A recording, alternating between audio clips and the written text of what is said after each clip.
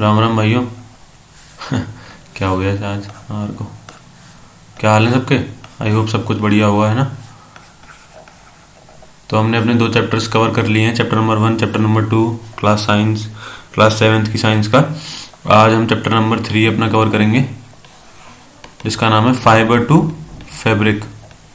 ये चैप्टर हमने पहले भी पढ़ा था 6th क्लास में, लेकिन बस उससे थोड़ा सा एक्स्ट्रा चीज़ें दी हुई हैं इसमें कि हमारा फाइबर से फैब्रिक कैसे बनता है, जो हम कपड़े पहनते हैं, ये सारी चीज़ें कैसे बनती हैं, कैसे वूल कहाँ से मिलता है हमें, और उसका कैसे प्योरीफिकेशन होने के बाद कैसे कपड़े बनते हैं, ये सारी चीज़ें। थोड़ा छोटा सा चैप्टर है, ज़्यादा कुछ है नहीं इसमें। ठीक है, तो शुरू करते हैं हम अपना chapter number 3, fibre to fabric. In class 6 you have learn about some fibres obtained from plants. Okay, हमें पता है कि वूल एंड सिल्क हमें कहाँ से मिलता है? एनिमल से। वूल कहाँ से मिलता है हमें? फ्लीस मतलब हेयर ऑफ शीप और यार्क। और सिल्क कहाँ से मिलता है हमें? cocoons of silk moth. Okay, but do you know which part of sheep's body yields fibers? Are you aware how these fibers are converted into woolen yarn that we buy from the market to knit sweaters? Do you have any idea how silk fibers are made into silk, which is woven into saris? ये सारे questions जो हैं यहाँ से लेके यहाँ तक जो क्वेश्चंस अभी इसने पूछे हमसे, इन सब का जवाब, इन सब का आंसर हमें कहाँ मिलेगा? इस चैप्टर में। ओके, उसके बाद हम एनिमल फाइबर्स। हमारे एनिमल फाइबर्स क्या क्या है? हमारा wool and silk, These two are our animal fibers. Okay, तो वूल हमें कहाँ से मिलता है? Wool come from sheep, goat, yak and some other animals. These wool yielding animals bear hair on their body. ठीक है, ये जो हेयर है इनके ऊपर, ये इससे हमें क्या मिलता है? हमारा वूल। ठीक है, तो ये क्या कह रहा है? These wool yielding animals bear hair on their body, मतलब ये जो वूल हमें जो देते हैं एनिमल्स, इनके शरीर पे क्या होते हैं? बाल। Do you know why these animals have a thick coat of hair? Thick मतलब इतने मोटी, इतनी ज्यादा बाल क्यों होते हैं इनके शरीर पे? Because hair traps a lot of air. जो हमारे बाल होते हैं, जो हमारे हेयर होते हैं ना, इनके अंदर बहुत सारी हवा, मतलब बहुत सारी एयर भर जाती है। Trap A lot of air, lot of, and air is a poor conductor of heat. और जो एयर होती है वो हीट की बहुत पुअर कंडक्टर होती है। ठीक है, एयर जो है वो हीट की बहुत पुअर कंडक्टर होती है एयर। तो उससे क्या होता है ना कि इनकी बॉडी में जो भी हीट होती है, जो गर्माहट होती है, वो air is a poor conductor, तो वो कंडक्ट नहीं कर पाती बाहर के एनवायरनमेंट में। तो जो उनकी हेयर्स की वजह से जो एयर होती है वो अंदर ही ट्रैप रहती है, बाहर नहीं जाती वो एयर कहीं पे भी, बिकॉज ऑफ दीज हेयर्स। ठीक है, as you would learn in chapter 4, और ये सारी चीजें हम चैप्टर नंबर 4 में ही पढ़ेंगे। So here keeps these animals warm. तो इनसे क्या होता है कि जो हीट है वो बाहर नहीं निकल रही है एयर की वजह से, तो क्या है कि उनको गर्मी मिलती रहती है।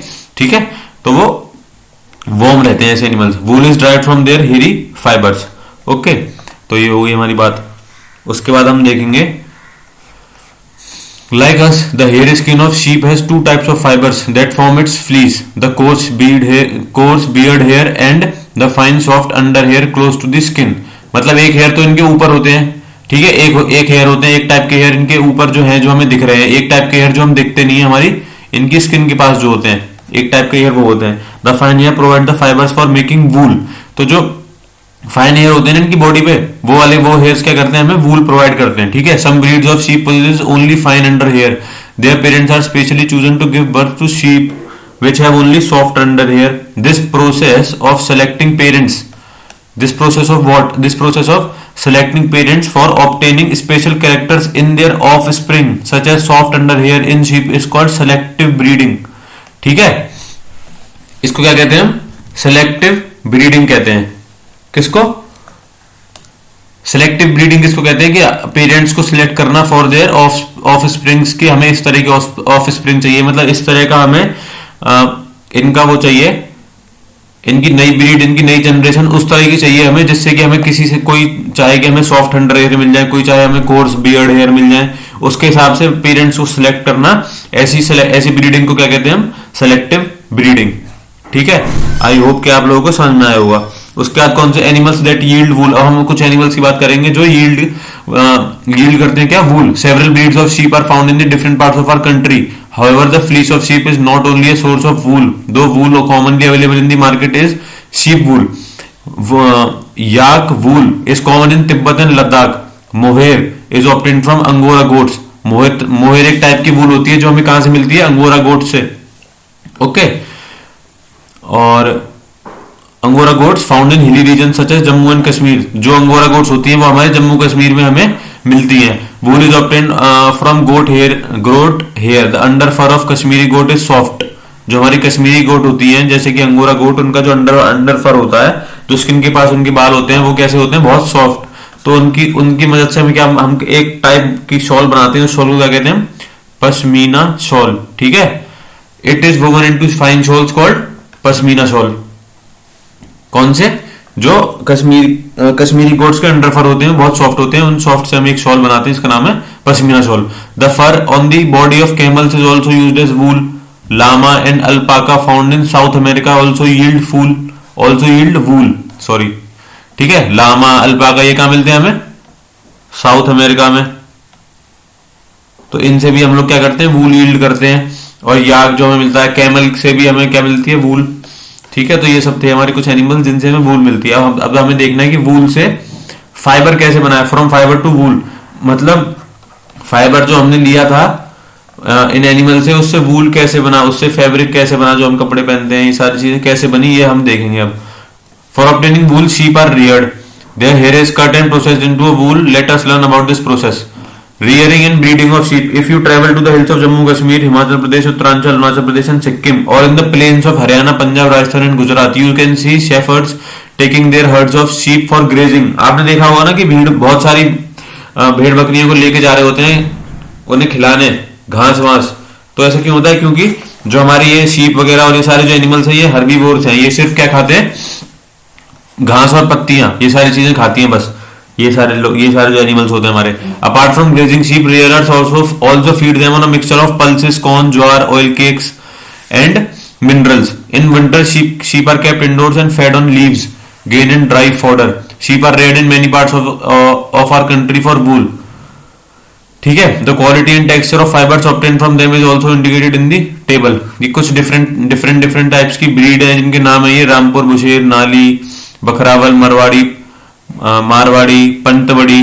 इनकी वूल की क्वालिटी बताई गई है, क्वालिटी ऑफ वूल कैसी है और ये हमें कौन सी जगह मिलेंगी। तो ये सारी चीजें आप लोग देख लेना एक बार इस वाली टेबल को। ठीक है, उसके बाद हम अपने प्रोसेस को पढ़ते हैं। सबसे पहला हमारा step 1, process of fibres into wool. सबसे पहला प्रोसेस क्या है हमारा, शियरिंग। शियरिंग किसको कहते हैं, the fleece of the sheep the fleece of the sheep along with the thin layer of skin is removed from its body. जो sheep की बॉडी पे से फ्लीस मतलब हेयर, जो उनकी बॉडी पे हेयर होते हैं उनको क्या करते हैं हम लोग, हटा देते हैं उनकी बॉडी पे से। तो इसी प्रोसेस को क्या कहते हैं हम शियरिंग। ठीक है, उनकी बॉडी पे से उनके हेयर हटा देना, इस प्रोसेस को क्या कहते हैं हम, शियरिंग। जस्ट लाइक मशीन्स होती है उनके पास, जैसे कि हमारे पास ट्रिमर्स होते हैं ना, हम लोग अपनी जो शेव करते हैं ट्रिमर्स की हेल्प से, ऐसे सेम कुछ वो होते हैं, मशीन्स होती है, उनकी मदद से हम लोग इनकी जो शीप होती है और जो एनिमल्स होते हैं इनकी क्या करते हैं, शियरिंग। और उनको लगती क्यों नहीं लगती, shearing doesn't hurt the sheep just as it does not hurt when you get a haircut or your father shaves his beard. Do you know why? देखो उनको लगती क्यों नहीं है, आप अपनी कटिंग कराते हो, आपको कभी लगती क्यों नहीं है, फादर कभी शेविंग करते हैं तो क्यों नहीं लगती, क्यों, the upper most layer of the skin is dead. जो हमारी स्किन होती है ना, हमारी जो स्किन है, हमारी जो खाल है, उसकी जो अपर मोस्ट लेयर, जो सबसे ऊपर जो हमारी लेयर है, वो क्या है, डेड लेयर, डेड। तो उसके ऊपर कुछ भी होता है तो ज्यादा पता नहीं चलता हमें। Okay, also the hair sheep grow against the as your hair does. ठीक है, ये हो गया हमारा सबसे पहला काम, क्या हुआ, हमारी शेयरिंग हो गई। उसके बाद हमारा सेकंड स्टेप है क्या है, स्काउरिंग। स्काउरिंग क्या होता है, the sheared skin with hair is thoroughly washed in tanks to remove grease, dust and air, this is called scouring. ठीक है, अब उसके बाद क्या हो गई हमारी स्काउरिंग। हमने अपनी जो शीप की वूल निकाली, सॉरी फ्लीस जो निकाली, उसमें से हमने क्या कर लिया, डर्ट, ग्रीस, ये सारी चीजें गंदगी अलग हटा दी। ठीक है, उसका स्टेप 3 क्या हमारा, sorting. After scouring sorting is done, the hair skin is sent to a factory where hair of different textures are separated और सॉर्टेड। उसके बाद क्या है, हम शेयरिंग हुई हमारी, स्काउरिंग हुई, उसके बाद क्या हुई हमारी सॉर्टिंग। सॉर्टिंग में क्या हुआ, जो मोटा वूल था, जो मोटी फ्लीस थी वो अलग कर दी, जो पतली थी वो अलग कर दी, छोटी थी अलग कर दी, बड़ी थी अलग कर दी, मतलब सॉर्टिंग कर दिया। ओके, उसका आते हैं अपने नेक्स्ट स्टेप पे। The small fluffy fibres are called birds are picked out from the hair, these are the same birds. जो रुएं आ जाते हैं ना, रुएं जिसे कहते हैं, आप लोग अपने कपड़ों में देखते हुए रुएं, उनको क्या कहते हैं, बर्ड्स, BURRS। ठीक है, the small fluffy fibres called birds are picked out from the hair. उनको हमने हेयर में से निकाला और उनको क्या किया, दोबारा से स्काउर किया and dried, this is the wool ready to be drawn into fibres. Okay, तो जो हमने ये बर्ड्स, जो हमने रुएं निकाले, इनकी दोबारा से स्काउरिंग करी और उसको वो this is the wool ready to be drawn into fibres. तो जो ये उसके बाद जो रेशे रेशे बन जाएंगे ना, इनके क्या बना सकते हैं हम, फाइबर्स। ये एक वूल बन गई हमारी जो कि ready to make for the fibre. उसके बाद हमारा स्टेप 5 है the fibres can be dyed in. उसके बाद हम किसी भी कलर में अपने इन फाइबर्स को डाई कर सकते हैं। उसके बाद क्या बचा हमारा लास्ट स्टेप है the fibre are straight and combed and roll into a yarn. देखो ये यार्न में हो रहे हैं कि नहीं रोल, उनको स्ट्रेट करेंगे, कॉम करेंगे, मतलब सीधा करने के बाद उनको एक यार्न में लपेट देंगे। The long fibres are made into wool for sweaters. जो बहुत लंबे लंबे यार्न होते हैं ना, उनके तो क्या बना देते हैं हम, ऊन। जो आपको ऊन का गोला मिलता है बाजार में, वो बन जाती है जो बहुत बड़े बड़े होते हैं। और जो छोटे छोटे होते हैं उनके क्या बना दिए जाते हैं, वुलन क्लोथ, उनके फैब्रिक बना दिए जाते हैं, क्लोथ बना देते हैं उनके, जो ज्यादा छोटे छोटे होते हैं लाइक। ठीक है, तो ये हो जाता है हमारा पूरा स्टेप था हमारा। सबसे पहले होती है हमारी शेयरिंग, फिर स्काउरिंग, फिर सॉर्टिंग, फिर cleaning off burrs, then dyeing, then rolling. Okay, ये होती है हमारी पूरी काम। ये हो गया हमारा खत्म, बिल्कुल हमने अपना फाइबर निकाल लिया अपने वूल में से। ओके, अब आते हैं अपने सिल्क के ऊपर। हमारा सिल्क क्या है, silk are fibres also, silk is also animal fibre. Silk worm spin the silk fibres, the rearing of silk worms for obtaining silk is called sericulture. तो जो culture of obtaining silk is called sericulture. ये कैसे होता है, क्या होता है, ये पढ़ेंगे हम। सबसे पहले हम इसकी सिल्क मॉथ की, जिससे हमें सिल्क मिलता है, उसकी हिस्ट्री पढ़ लेते हैं। The female silk moth lays egg from which hatch larva which are called caterpillars और silk worms. Caterpillars or silkworm, they grow in size and when the caterpillar is ready to enter the next stage of life it's called pupa. Okay, सबसे पहले क्या कहते हैं हम, from which hatch larva which are called, सबसे पहले जो हमें मिलता है एग्स के बाद, उस एग्स के बाद हमें क्या मिलता है सबसे पहले, सिल्कवर्म, या फिर हम उसे क्या कहते हैं, caterpillar. They grow in size and when caterpillar is ready to enter the stage of life. देखो पहले सिल्कवर्म कैटरपिलर मिला, उसके बाद जब वो अपनी साइज में बड़ा हो जाता है तो उसकी जो नेक्स्ट स्टेज ऑफ लाइफ है, उस स्टेज को क्या बोलते हैं, उस स्टेज पे हम उसको बोलते हैं प्यूपा। सबसे पहले था हमारा एग बड़ा हुआ, वो बन गया हमारा कैटरपिलर बनने का तब वो बन गया pupa. Okay, it first weaves a net to hold itself. Pupa क्या करता है ना, अपने आसपास एक नेट बना देता है, एक फाइबर का नेट बनाता है, ताकि वो खुद को वो उस नेट में खुद को संभाल सके, खुद बनाता है वो अपने आप। ठीक है, उसके बाद ना उसमें वो ऐसे 8 की शेप की रिंग मूव करता है इस हिसाब से वो, कि वो एक शेप बन जाए 8 जैसी। ठीक है, तो ये एक 8 फाइबर की ऐसे ये बन गया ना पूरा बॉन्ड जैसा एक। ठीक है, then it swings its head from side to side in the form of figure 8। ठीक है, ये हो गया। During these movements of the head the caterpillar secretes fibre made of a protein which hardens on exposure air and become silk fibre. तो जो ये fibre जिसमें इसने खुद को संभाला हुआ था, प्यूपा ने जो अपने लिए बनाया था, ये एक स्पेशल टाइप ऑफ प्रोटीन का बनता है। तो उस वो प्रोटीन जैसे ही एयर से एक्सपोजर में आता है, मतलब एयर के कांटेक्ट में आता है ना, तो वो हार्ड हो जाता है, और उसी फाइबर को हम क्या बोलते हैं, silk. Okay, soon the caterpillar completely covers itself by silk fibres and turns into pupa. This covering is known as cocoon. The further development of the pupa into moth continues inside the cocoon. Silk fiber are used for weaving silk cloth.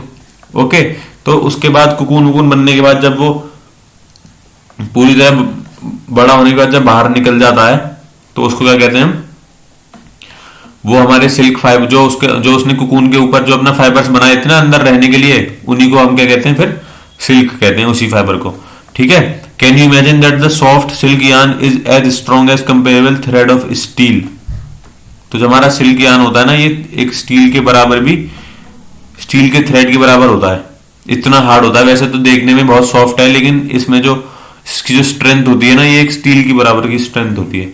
Okay, the silk yarn is obtain from the cocoon of the silk moth. This is a variety of silk. There is a variety of silk moth which look very different from one another, and silk yarn. The yield is different in texture. Thus, tasar silk, moga silk, kosa silk, etc. obtained from cocoons spun by different type of moth.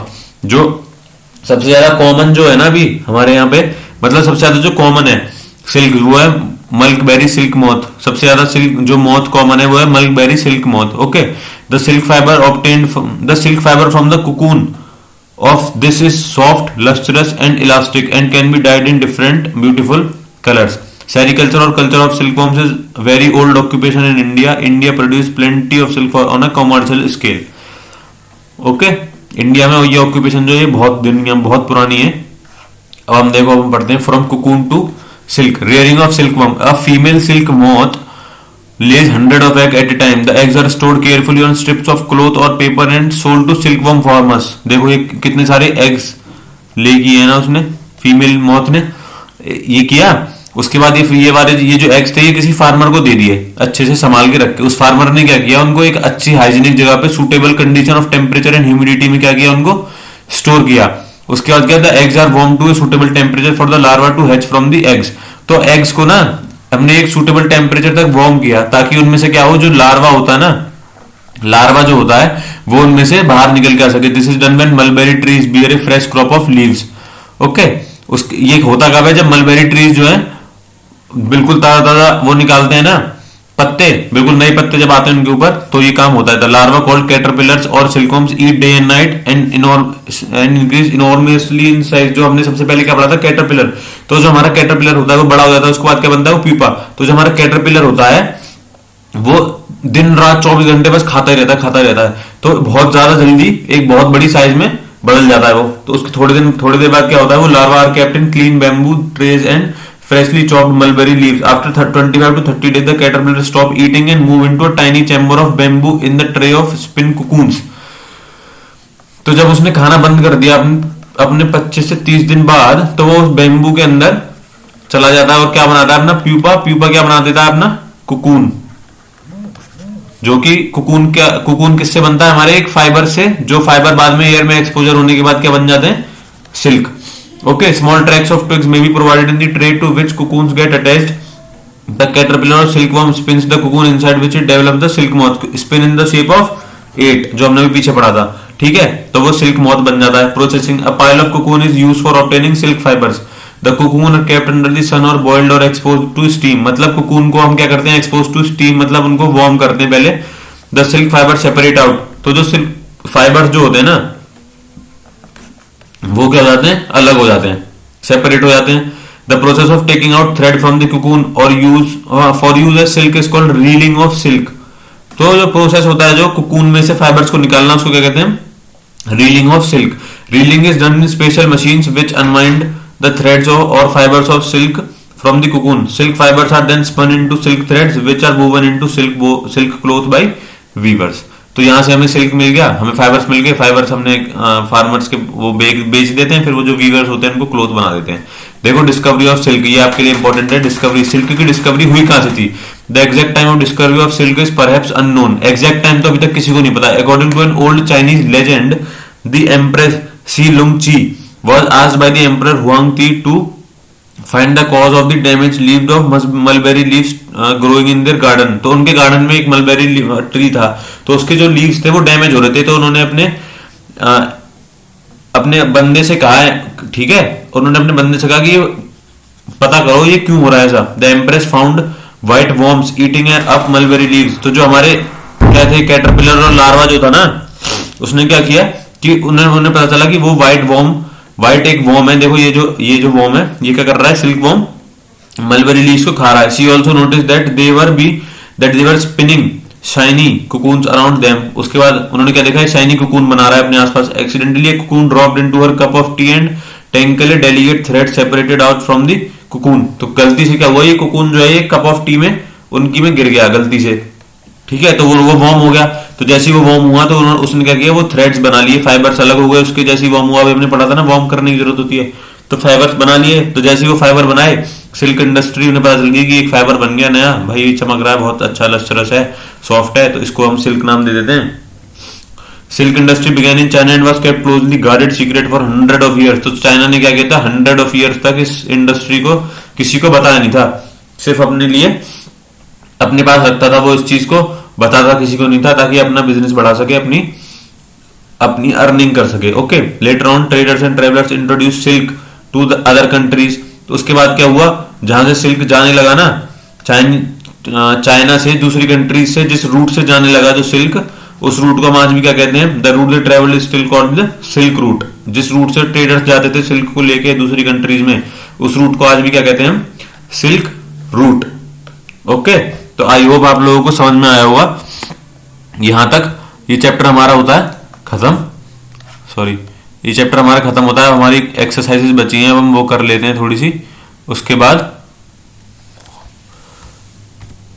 हो जाएगा खत्म chapter. देखो क्या कह रहा है हमारा, given the below sequence steps of process, sequence steps of processing of wool.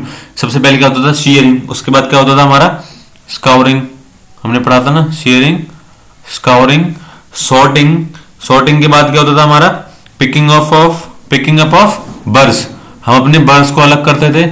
उसके बाद क्या करते थे, हम डाई करते थे, डाई करने के बाद हमने क्या किया था, मेकिंग ऑफ यार्न या फिर वूल। ओके, ये हो गया। उसके बाद हमें स्केच बनाना है इसमें। Out of the following which are the two terms related to silk production. एक तो सबसे पहले सिल्क प्रोडक्शन से रिलेटेड कौन सा था हमारा, sericulture, and then silviculture, sericulture और सिल्वीकल्चर। ओके, ये हो गई हमारी बात। सेरिकल्चर और सिल्वीकल्चर नहीं है इसका, सॉरी, सेरिकल्चर एंड मॉरिकल्चर। ओके, मॉरिकल्चर, मॉरिकल्चर क्यों, क्योंकि हमारा जो साइंटिफिक नेम है हमारा मलबेरी ट्री का, उसका नाम था, साइंटिफिक नेम क्या था, मॉरस एल्बा। मॉरस एल्बा हमारे मलबेरी ट्री का क्या था, scientific name.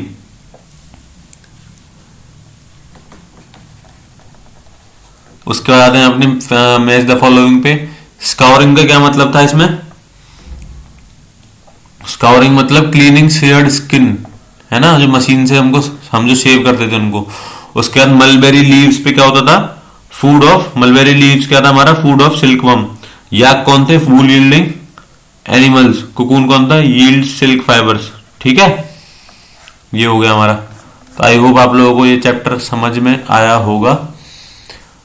Thank you so much for watching this video. Fibre to fabric हमारा चैप्टर होता है खत्म। Thank you so much.